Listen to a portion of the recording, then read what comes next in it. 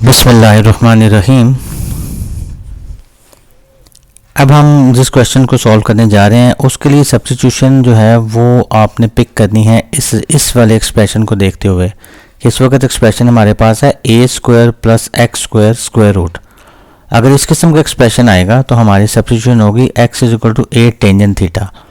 यहाँ मैं पहले ही बता देता हूँ कि जो थीटा है इसकी रेंज जो है वो आपकी जो है वो π/2 से -π/2 के दरमियान होगी।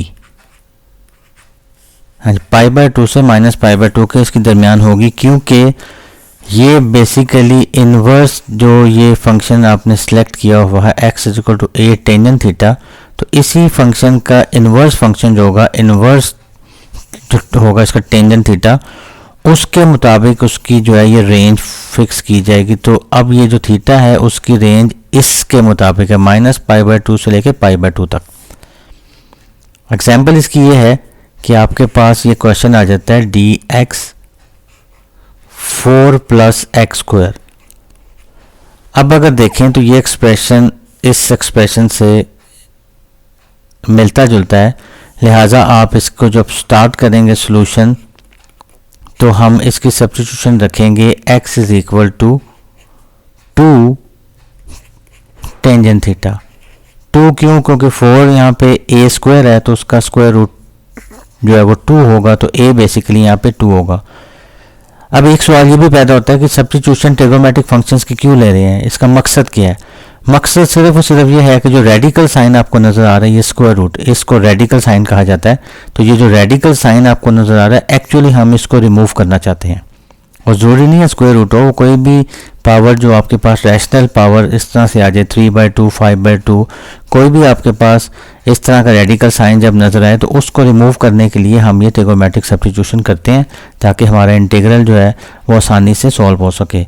अब इसकी हम डिफरेंशिएशन करते हैं विद रिस्पेक्ट टू थीटा, तो आपके पास 2 सेकंड स्क्वायर थीटा आंसर आएगा, और यहाँ से dx की वैल्यू जो है वो आ जाएगी 2 second square theta d theta. अब फाइनल रिजल्ट जो इस एक्सप्रेशन को यहाँ इंसर्ट करते हैं 2 second square theta d theta, और डिनोमिनेटर में हमारे पास आ जाएगा 4 + 4 यहाँ पे टेंजेंट स्क्वायर थीटा। अब यहाँ पे जब इसको सॉल्व करने जाते हैं तो हमारे पास ऊपर आ जाएगा 2 second square theta d theta, नीचे 4 कॉमन लेते हैं, स्क्वायर रूट से बाहर निकालते हैं तो वो 2 बन जाएगा, और अंदर आपके पास आ जाएगा 1 + टेंजेंट स्क्वायर थीटा। 2 से 2 कैंसिल करते हैं और सेकंड स्क्वायर थीटा ऊपर उसी तरह लिखते हैं, और नीचे हमारे पास एक आइडेंटिटी होती है कि 1 + जो टेंजेंट स्क्वायर थीटा है ये सेकंड स्क्वायर थीटा के बराबर होता है। तो इसको मज़ीद सिंप्लीफाई करें तो ऊपर सेकंड स्क्वायर थीटा है, नीचे सिर्फ सेकंड थीटा रह जाएगा, और सेकंड थीटा इस सेकंड स्क्वायर से कैंसिल होगा तो सिर्फ आपके पास बचेगा सेकंड थीटा d थीटा। और इसकी इंटीग्रेशन आपको डायरेक्ट ही पता है, इसकी integration natural log of second theta plus tangent theta होती है, और साथ आएगा +c।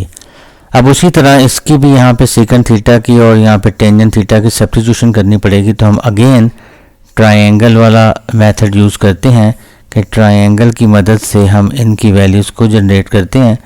थीटा की रेंज के बारे में मैं पहले ही बता चुका हूँ, तो आप यहाँ पे लिखेंगे x is equal to 2 tangent theta, जो सब्स्टिट्यूशन हमने की थी।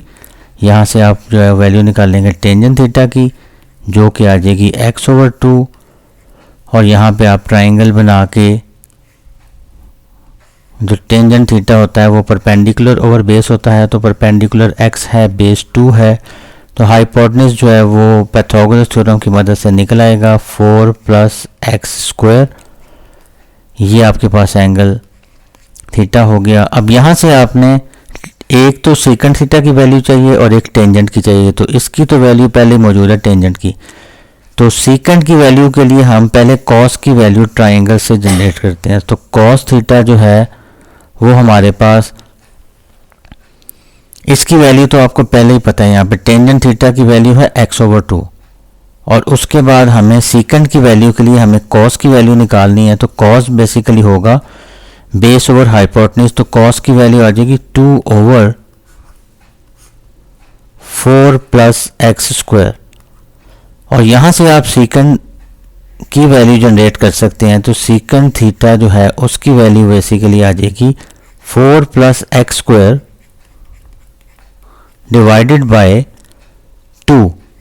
तो सीकेंट थीटा की वैल्यू आपको मिल गई, यहाँ पे टेंजेंट थीटा की वैल्यू भी आपको मिल गई। ये सारी वैल्यूज़ आप इस फंक्शन में इंसर्ट कर देते हैं, तो आपके पास जो फाइनल रिजल्ट बनेगा वो बनेगा natural log of secant theta की वैल्यू आ जाएगी 4 + x² डिवाइडेड बाय 2 प्लस यहाँ पे टेंजेंट थीटा की वैल्यू आ जाएगी x/2 + c। अगर आप चाहें तो क्वेश्चन यहाँ पे ख़त्म कर सकते हैं, लेकिन अगर बाज़ औक़ात आप लोग बुक से क्वेश्चन मैच करने जाते हैं इनकी आंसर्स, तो हो सकता है कि आपके आंसर्स थोड़े से डिफरेंट आपको फाइनली मिलें। तो उसकी एक वजह ये हो सकती है कि इसको फर्दर सिंप्लीफाई किया जाए तो थोड़ा सा रिज़ल्ट में चेंजेस आएंगी। वो चेंजेस क्या होंगी, +c। यहाँ पे लॉग की प्रॉपर्टी कुछ लोग यूज़ करते हैं कि log m/n, तो log of 4 + x² square root plus x, इसको इसी तरह लिख लिया, माइनस log ऑफ 2 लिख लिया प्लस c। तो कुछ लोग फाइनली आपको बुक में जाएंगे तो बुक में बाज़ औक़ात आंसर्स इस फॉर्मेट में मिलेगा, +x c एक जो है वो कोई कांस्टेंट है, उसमें से कोई नंबर या नेचुरल लॉग ऑफ 2 कोई रिजल्ट आएगा, वो c में से अगर माइनस होगा तो कोई नया कांस्टेंट बन जाएगा। उस कांस्टेंट को हम नाम दे देते हैं d। अगर आप यहाँ पे क्वेश्चन को रोक देते हैं तो क्वेश्चन में कोई इशू नहीं है, लेकिन अगर आप कभी आंसर्स को वेरीफाई करने जाएं जो बुक्स में गिवन होते हैं तो सम टाइम्स वो पूरी एक्सप्लेनेशन के बाद फाइनल आंसर यहाँ पे आकर रोकते हैं, तो आप शायद समझते हैं कि हमारा आंसर गलत है। तो थोड़ी सी सिंप्लीफिकेशन के बाद आप ये आंसर भी ओके है आपके लिए और ये वाला आंसर भी आपके लिए ओके है। अब यहाँ पे एक तीसरा केस है कि अगर आपके पास इस तरह की सब्स्टिट्यूशन आ जाए, x² - a² स्क्वायर रूट, इस तरह का एक्सप्रेशन आ जाए, तो आपकी सब्स्टिट्यूशन होगी x = a सीकेंट थीटा।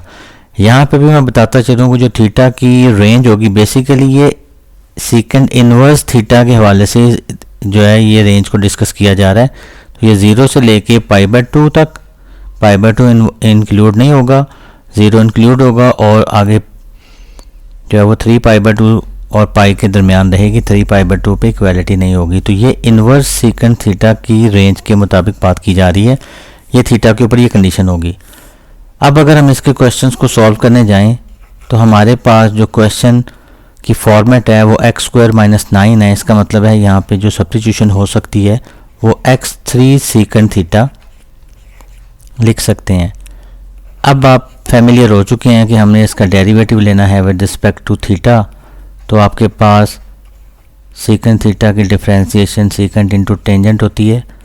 तो यहाँ से dx की वैल्यू आप लोग आसानी से निकाल सकते हैं, 3 secant theta tangent theta d theta.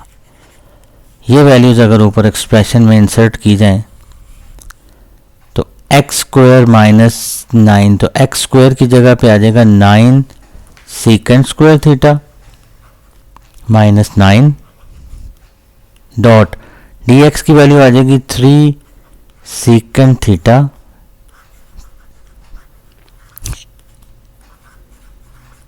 d theta, और ओवरऑल आपके पास आ जाएगा x, और x हमारे पास है 3 सीकेंट थीटा। 3 सीकेंट थीटा 3 और ये आपस में कैंसिल आउट हो जाएंगे। बाकी एक्सप्रेशन हम देखते हैं हमारे पास क्या बचता है। बाकी एक्सप्रेशन बचता है हमारे पास 9 को अगर स्क्वायर रूट से बाहर लेके जाएं तो वो बन जाएगा 3, और अंदर आ जाएगा सीकेंट स्क्वायर थीटा -1,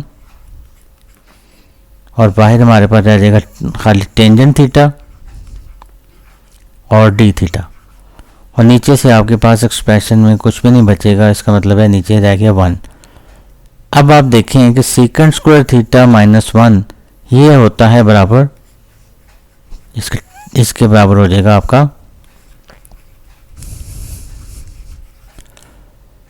आपको आइडेंटिटी पता है कि सीकेंट स्क्वायर माइनस 1 इसके बराबर होता है यहाँ पे, तो इसके मुताबिक आप 3 को बाहर लिखें, ये टेंजेंट स्क्वायर और ये स्क्वायर रूट कैंसिल होगा, एक टेंजेंट थीटा ये हो गया, दूसरा टेंजेंट थीटा ये होगा, दोनों को मल्टीप्लाई करेंगे तो फाइनल रिजल्ट आपके पास ये आ जाएगा।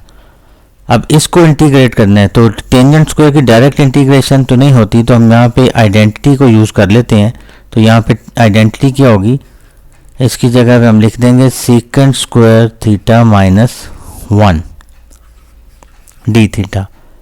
अब 3 सीकेंट स्क्वायर की तो इंटीग्रेशन मौजूद है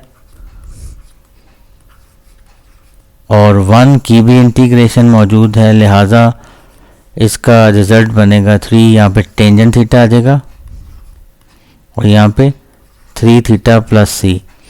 अब फिर उसी तरह यहाँ पे दोनों की वैल्यूज़ को इंसर्ट करना है, तो इसके लिए भी हमें ट्रायंगल को कंसीडर करना पड़ेगा।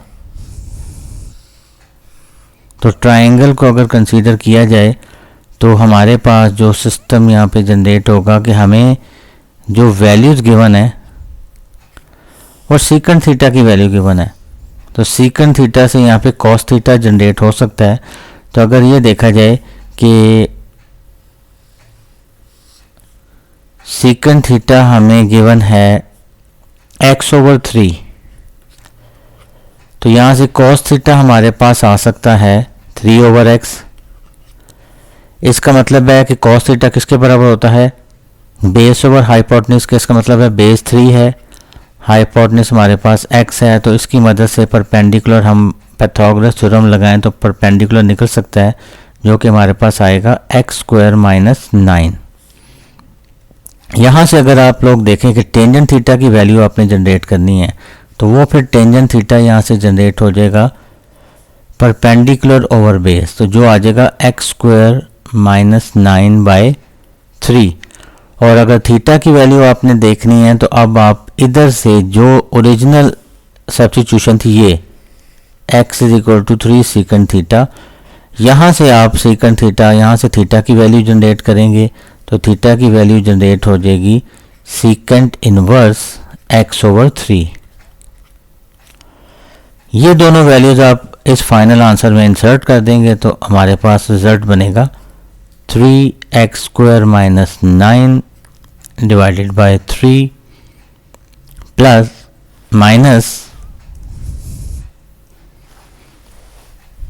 माइनस 3 थीटा की जगह पे हम लिख देंगे सीकेंट इनवर्स x/3 और प्लस c। यहाँ पे आपका क्वेश्चन कंप्लीट होता है। ट्रिगोनोमेट्रिक सब्स्टिट्यूशन को 3 तरह से स्टडी किया है कि अगर एक्सप्रेशन इस तरह से आ जाए a² माइनस x², तो हम सब्स्टिट्यूट करते थे x = a sine of theta, और थीटा के ऊपर हम कंडीशन ये लगाते थे कि π/2 और माइनस π/2 के दरमियान इसकी वैल्यू आएंगी। इसी तरह हम दूसरे केस में हमने स्टडी किया कि अगर हमारे पास एक्सप्रेशन इस तरह का है a² प्लस x², तो हमारी सब्स्टिट्यूशन थी a टेंजेंट थीटा, और इस पे भी कंडीशन थीटा पे π/2 से माइनस π/2 के दरमियान थी।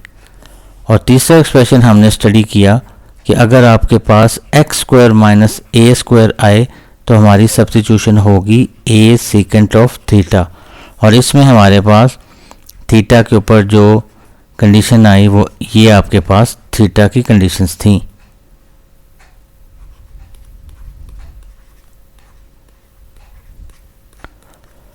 इन तीनों के मुताबिक हमने एक एक एग्जाम्पल को डिस्कस किया और इन तीनों के मुताबिक हमने जो है वो सारा जो है वो चीज़ों को देखा। तो ये सब्स्टिट्यूशन आपकी इंटेग्रोमेट्रिक सब्स्टिट्यूशन के तौर पे ली जाती हैं।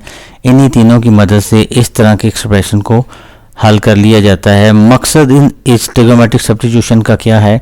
मकसद ट्रिगोनोमेट्रिक सब्स्टिट्यूशन का सिर्फ ये था कि जो ये रेडिकल साइन आपको नज़र आ रहा है इस रेडिकल साइन को रिमूव जो है वो करने के लिए, इस रेडिकल साइन को ख़त्म करने के लिए हम ये ट्रिगोनोमेट्रिक सब्स्टिट्यूशन लेके तो क्वेश्चन को सॉल्व करते हैं।